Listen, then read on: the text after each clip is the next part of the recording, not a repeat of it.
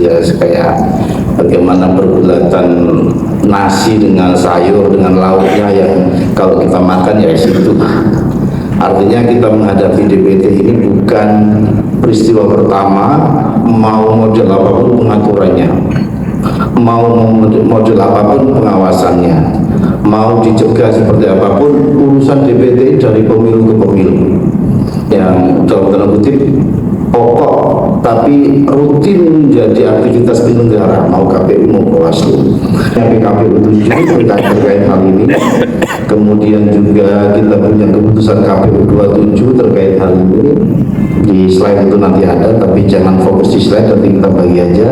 Kemudian kita juga punya keputusan KPU nomor 55, semuanya berkaitan dengan bagaimana DPT disusun, kemudian prinsip kamu itu adalah komprehensif, di situ ada inklusifnya, kemudian A-nya itu dan mutakhir, biar gampang saya singkat kamu aja. Itu prinsip pemutakhiran DPT, komprehensif, akurat, dan mutakhir, bukan mutakhir, mutakhir.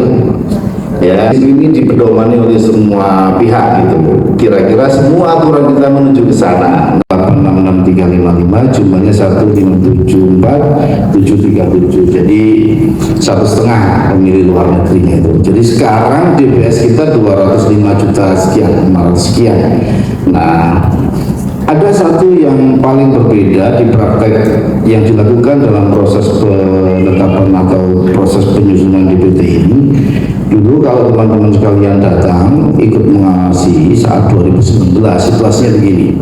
Kalau petugas mutakhir datang ke lokasi pemilih, kok nggak ada pemilihnya, nggak ditemukan, data itu dicoret. Iya nggak? Perang dicoklin kok tidak ditemukan sealamat, dihapus apa tidak? Tidak, ditandai. Ya kan? Itu prinsip beda pertama DPS-nya. Asumsinya kalau nanti dibersihkan data ganda atau data-data orang yang belum ditemukan ketika proses pemutakhiran, maka pasti berkurang. Kita tunggu nanti hasil pertemuan teman-teman yang sedang melakukan pembersihan data dimaksud, termasuk keadaan dan seterusnya.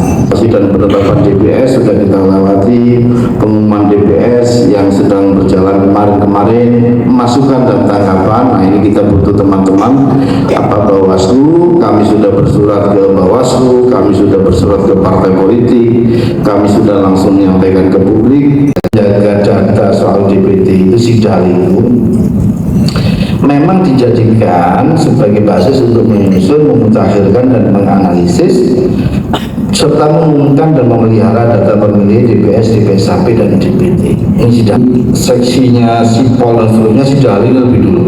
Tapi ada operator berikan masing-masing, memang permajaan kayak alat dan seterusnya baru kita bisa lakukan di periode ini untuk supporting komputer dan seterusnya di semua jajaran kabupaten kota. Alur penggunaan atau pengecekan cek DPT online ada di sini. Saya kira teman-teman sudah sangat familiar. Saya berasumsi bahwa jumlah pemilih di luar negeri harusnya jauh lebih tinggi dari ini. Tapi kalau basisnya dokumen kan kita nggak bisa. Orang mau menggunakan hak pilih nggak pernah terdata, nggak punya paspor, kemudian kita data. Nah, bagaimana kita tahu orang-orang yang misalnya ada di perkebunan dan seterusnya? Yang pilihan menggunakan hak pilih di luar negeri itu akhirnya ada yang mengoreksi yang sifatnya by post atau dikirim ke lokasi kemudian balik, itu bisa nggak dikurangi presentasinya kalau nggak bisa dinolkan. Kenapa? Ini salah satu best practice hasil pengawasan 2019 mendiskualifikasi suara seseorang yang sudah dinyatakan sah di pleno KPU kecuali terhalang di pleno RI. Mau menggunakan di daerah Jakarta Timur, TPS itu kehabisan surat suara. Tapi karena hanya situasi hanya di beberapa titik, bisa diambilkan di beberapa TPS sekitar dengan pengadministrasian yang sesuai aturan. Nah, di atas situasi ini, bagaimana skenario orang-orang yang sudah dipastikan menggunakan hak pilih tidak seperti identitas asalnya itu terfasilitasi lebih awal. Yang mahasiswa atau pesantren yang orang-orangnya tidak akan pulang kalau di hari pemilihan itu. Awal mereka adalah orang-orang yang menggunakan hak pilih tetapi tidak di lokasi sesuai dengan TPS sebagaimana data kita. Kalau saya di Ciputat TPS-nya berapa kan ada, karena ini lokasinya tidak maka akan diluruskan. Saya perspektifnya disatukan sengketa, maka jangan menganggap proses selesainya di mediasi itu kemudian mengurangi kewibawaan KPU, tidak. Maka ini sebenarnya caranya kita menjaga pemilu lebih baik. Mediasi disepakati itu bukan lebih buruk ketimbang kalau putusan diadjudikasi harus KPU yang menang. Lembaganya tugasnya berbeda, lokusnya kan seperti pembagian tugas saja. Nah ini